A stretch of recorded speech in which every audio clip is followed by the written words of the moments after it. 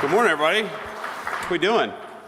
It's great to be here. Thanks to everybody for having me today, in particular Ben and Mark. And I just got to say hello to Ben and Catherine backstage. But I know apparently Mark has the flu right now. So Mark, wherever you are, I think I had the same flu like a few weeks ago. It sucks, but I'm sure you'll get through it. And it's great to be with you all, and it's great to talk about the importance of American dynamism and what our administration is going to do to support so many of the country's most groundbreaking and compelling companies. I know that you guys are working hard every single day, and I think it's pretty good news, right, that as of a couple of months ago, you have an administration that's working with you and facilitating your hard work instead of making it harder to innovate, which is, I think, what the last administration did. Though, in defense of Joe Biden, he was asleep most of the time. I don't think he totally realized what he was doing, but certainly didn't make it easier. His administration did not for our innovators. Now, as some of you may have seen, and I talked about this with Ben backstage, I spoke at a conference in Paris last month where my message to a group of CEOs and foreign leaders was that we should embrace the future head on. We shouldn't be afraid of artificial intelligence, and that particularly for those of us lucky enough to be Americans, we shouldn't be fearful of productive new technologies. In fact, we should seek to dominate them, and that's certainly what this administration wants to accomplish. I suspect that most of you in this room are of like mind, and if you're not, I don't know why the hell you're at the American Dynamism Conference, but I received some pushback from people who are worried about the disruptive effects of AI. One journalist suggested the speech highlighted the tension between the, quote, techno-optimists and the populist right of President Trump's coalition. And today, I'd like to speak to these tensions as a proud member of both tribes. And let me put it simply. While this is a well-intentioned concern, I think it's based on a faulty premise. This idea that tech-forward people and the populists are somehow inevitably going to come to a loggerheads is wrong. I think the reality is that in any dynamic society, technology is going to advance, of course. And speaking as a Catholic, I think back to Pope John Paul II's opening lines of the encyclical Labora Mixarens, quote, "Through work, man must earn his daily bread and contribute to the continual advance of science and technology, and above all, to elevating unceasingly the cultural and moral level of the society within which he lives," end quote. Now, I quote the Holy Father not only because I'm a fan of his, but also because he rightly understood that in a healthy economy, technology should be something that enhances rather than supplants the value of labor. And I think there's too much fear that AI will simply replace jobs rather than augmenting so many of the things that we do. Now, in the 1970s, if you go back a little ways, many feared that the automated teller machine, what we call the ATM, would replace bank tellers. In reality, the advent of the ATM made bank tellers more productive, and you have more people today working in customer service in the financial sector than you had when the ATM was created. Now they're doing slightly different jobs, of course. Yes, they're doing more interesting tasks also, and importantly, they're making more money than they were in the 1970s. Now, when we innovate, we do sometimes cause labor market disruptions. That happens. But the history of American innovation is that we tend to make people more productive, and then we increase their wages in the process. And I think all of us believe that's a good thing. Now, after all, who would claim that man was made less productive by the invention of the transistor, or the metal lathe, or the steam engine? Real innovation makes us more productive, but it also, I think, dignifies our workers. It boosts our standard of living. It strengthens our workforce and the relative value of its labor. And as Americans, all of us should be particularly proud of our extraordinary heritage. I think it is American heritage of inventing things, and of our nation's status to this day as the world's foremost driver of research and development. But all of this, the role that technology plays in a labor market, and whether we greet innovative breakthroughs with excitement or with trepidation, depends on the purpose of our economic system in the first place. And I think this is where the populists have an important point. It should be no surprise that when we send so much of our industrial base to other countries, we stop making interesting new things right here at home. Look, for example, at shipbuilding. Now, if you go back to World War II, America constructed thousands of so-called Liberty ships to carry troops, cargo, and other things, building them at a pace of 3 ships every 2 days, 3 ships every 2 days. Now we build about 5 commercial ships across an entire year in the United States of America. And as a result, the United States today accounts for 0.1%, 0.1% of global shipbuilding. China, on the other hand, now makes more commercial ships than the rest of the world combined. In fact, one of Beijing's state-owned firms built more commercial ships just last year than all of America has produced since the end of World War II. So, while we remain the leader in technology and innovation, I think there are troubling signs on the horizon. And I raise all this to ask, does this sound like a regime, I'm speaking of China, that will pass up on the opportunity to use AI or any other technology to advance their own interests and further undermine the interests of their rivals? I think the answer is obvious, and that's why America, we've got to be tech forward. Yes, there are concerns, yes, there are risks, but we have to be leaning into the AI future with optimism and hope, because I think real technological innovation is going to make our country stronger. So deindustrialization poses risks both to our national security and our workforce. It's important because it affects both. And the net result is dispossession for many in this country of any part of the productive process. And when our factories disappear and the jobs in those factories go overseas, American workers are faced not only with financial insecurity, they're also faced with a profound loss of personal and communal identity. And so to come full circle on this tension, alleged tension between the populace and the techno-optimists, I can understand a reaction of skepticism when we talk about the revolutionary potential of new invention and artificial intelligence and all the other incredible technologies that you guys are working. But I think that that tension is a little overstated. And so I'm going to come back to what's sort of dividing some of the tech optimists and the populists on our side. I think the populists, when they look at the future, and when they compare it to what's happened in the past, I think a lot of them see alienation of workers from their jobs, from their communities, from their sense of solidarity. You see the alienation of people from their sense of purpose.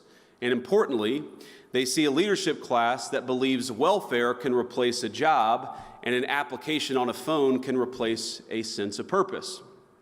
I remember a Silicon Valley dinner in particular back when I was in my tech days, where my wife and I were sitting around talking to some of the leaders of the important technology firms of the United States, and this was probably in 2016 or 2017. And I was talking about my real worry that we were heading in a direction where America could no longer support middle-class families working on middle-class wages. And importantly, that even if you had enough economic dynamism to provide the wealth to ensure those people could, afford to buy a house and afford their food and so forth, that even if you replaced the financial element of their jobs, you would destroy something that was dignified and purposeful about work itself. And I remember one of the tech CEOs who was there, CEO, you would know his name if I mentioned it. He was the CEO of a multi-billion-dollar company. He said, well, I'm actually not worried about the loss of purpose when people lose their jobs. And I said, okay, well, what do you think is going to replace that sense of purpose? And he said, digital, fully immersive gaming. And then my wife texted me underneath the table and said, we have to get the hell out of here. These people are effing crazy. Now, I don't think that, of course, that CEO's views are representative of most people in this room, but when I think about a lot of the workers, based on what they've seen in the past, are very worried about the future because, frankly, their leadership has failed to serve them. And then I think about this from the perspective of a lot of the tech optimists. I think a lot of the tech optimists, they see overregulation, they see stifling innovation. I mean, you guys are builders. They are builders. And while they may sympathize with those who lost a job, they're much more frustrated that the government won't allow them to build the jobs of the future. And they know that as hard as it is to build a business in digital media, it's still harder to build one in robotics or life sciences or energy in what we call the world of atoms. They see a government that makes their lives harder, and they must trust anyone who looks to that government for aid. And what I'd propose is that each group, Our workers, the populists on the one hand, the tech optimists on the other, have been failed by this government. Not just the government of the last administration, but the government in some ways of the last 40 years. Because there were two conceits that our leadership class had when it came to globalization. The first is assuming that we can separate the making of things from the design of things. The idea of globalization was that rich countries would move further up the value chain while the poor countries made the simpler things. You would open an iPhone box and it would say designed in Cupertino, California. Now the implication, of course, is that it would be manufactured in Shenzhen or somewhere else. And yeah, some people might lose their jobs in manufacturing, but they could learn to design, or to use a very popular phrase, learn to code. But I think we got it wrong. It turns out that the geographies that do the manufacturing get awfully good at the designing of things. There are network effects, as you all well understand. The firms that design products work with firms that manufacture. They share intellectual property, they share best practices, and they even sometimes share critical employees. Now, we assume that other nations would always trail us in the value chain, but it turns out that as they got better at the low end of the value chain, they also started catching up on the higher end. We were squeezed from both ends. Now, that was the first conceit of globalization. I think the second is that cheap labor is fundamentally a crutch, and it's a crutch that inhibits innovation. I might even say that it's a drug that too many American firms got addicted to. Now, if you can make a product more cheaply, it's far too easy to do that rather than to innovate.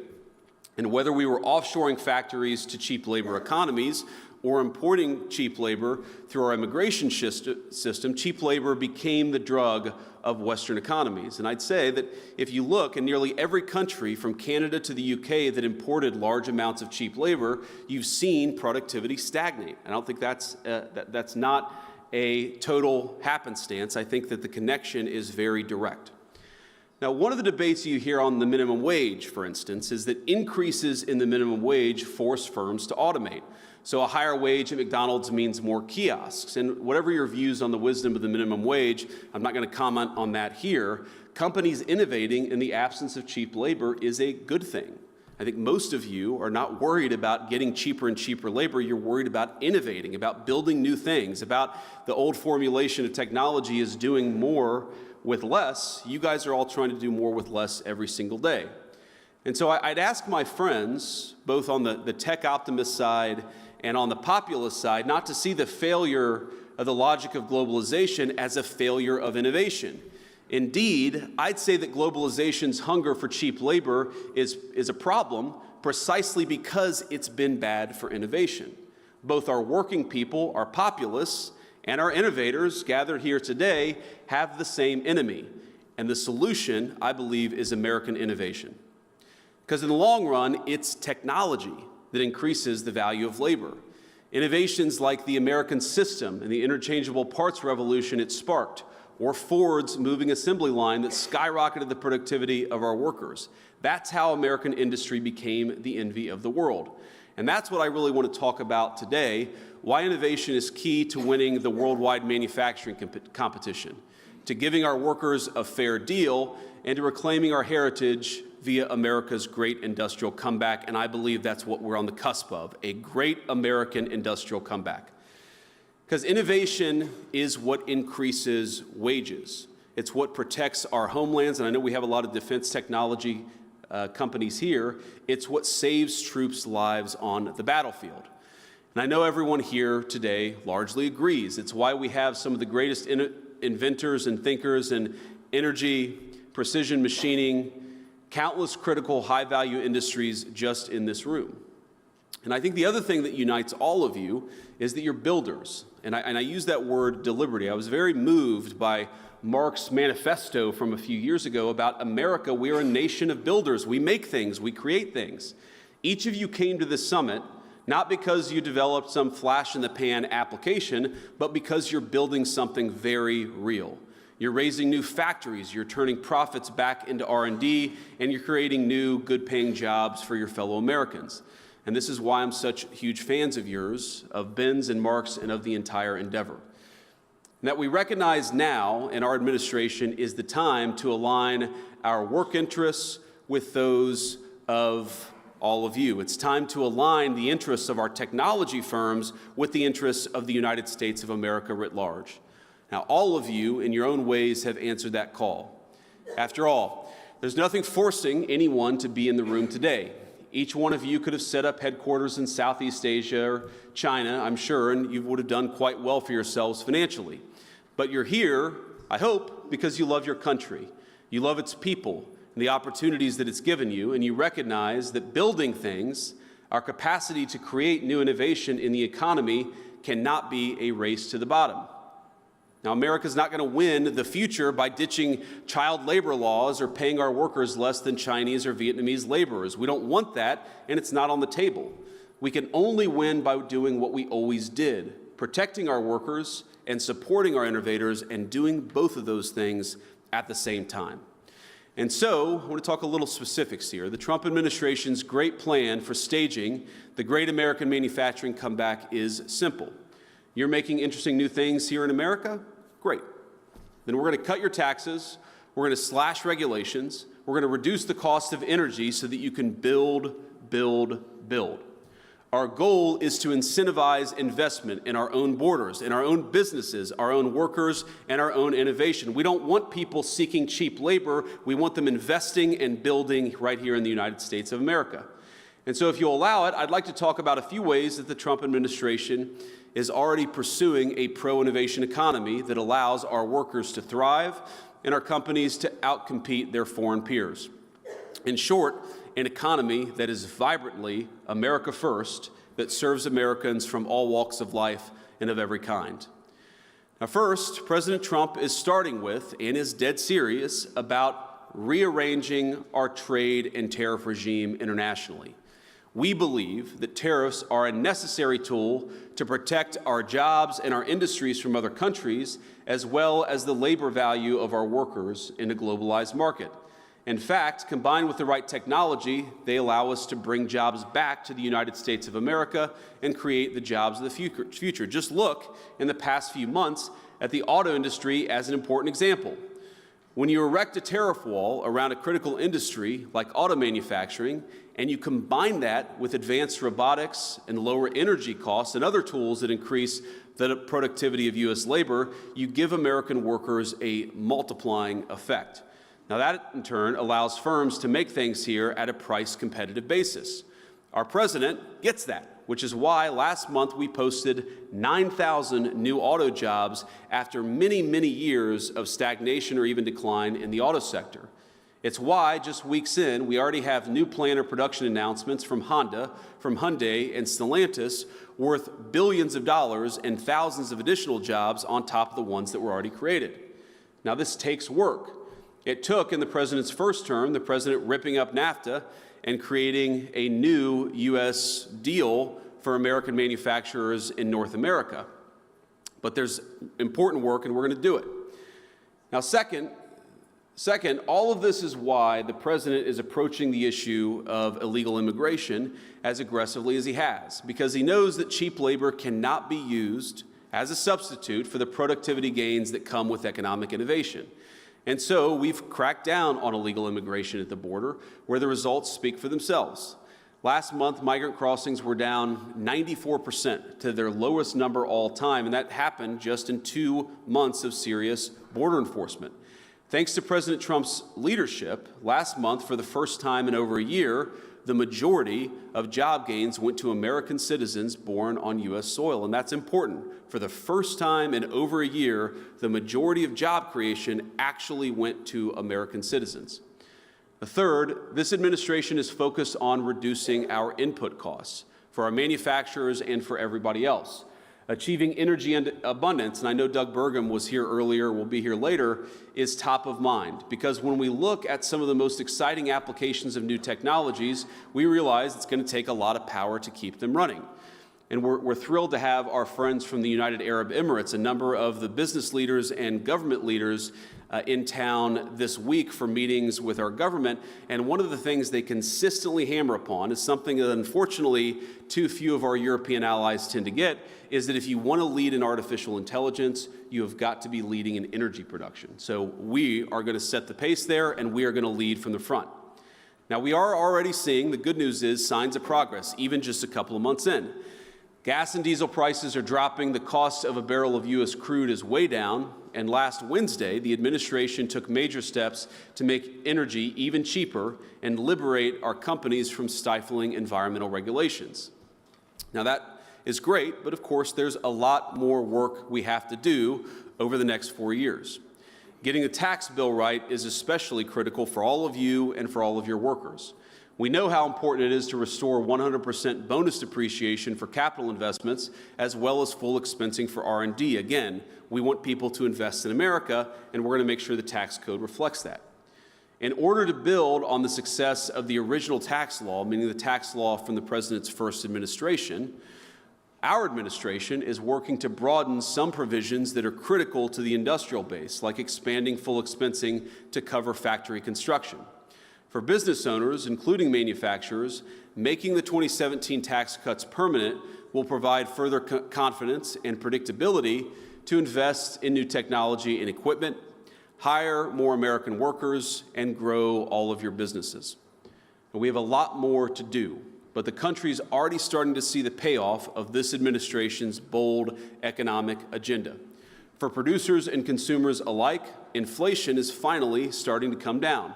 Core CPI last week dropped to its lowest number since April of 2021. And when it comes to the labor market, last month's jobs report showed a massive reversal.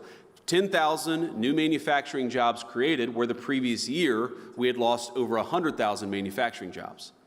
As you may have heard the President say, in less than 2 months since he took office, he's already secured more than $1.7 trillion in new investments across the United States.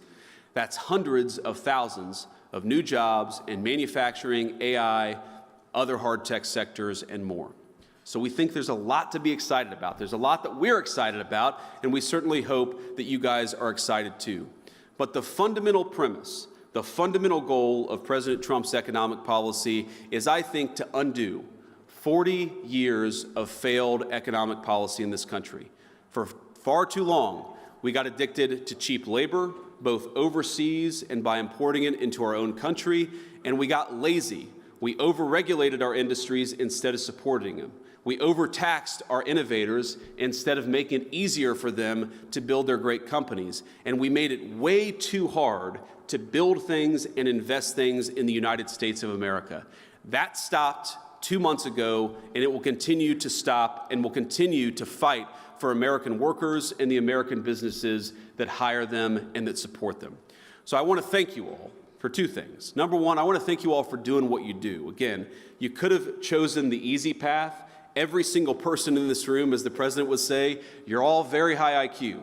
You're some of the most talented people in the United States of America. You chose to build a business right here in the United States of America, and for that I'm grateful.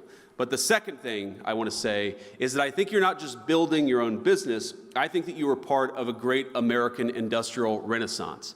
Whether it's the war of the future, the jobs of the future, the economic prosperity of the future, we believe that we must build it right here in the United States of America. So thank you all for building. Thank you all for building in America, and thank you all for building the kind of society that I want to raise my children in. God bless you all. Thanks for having me.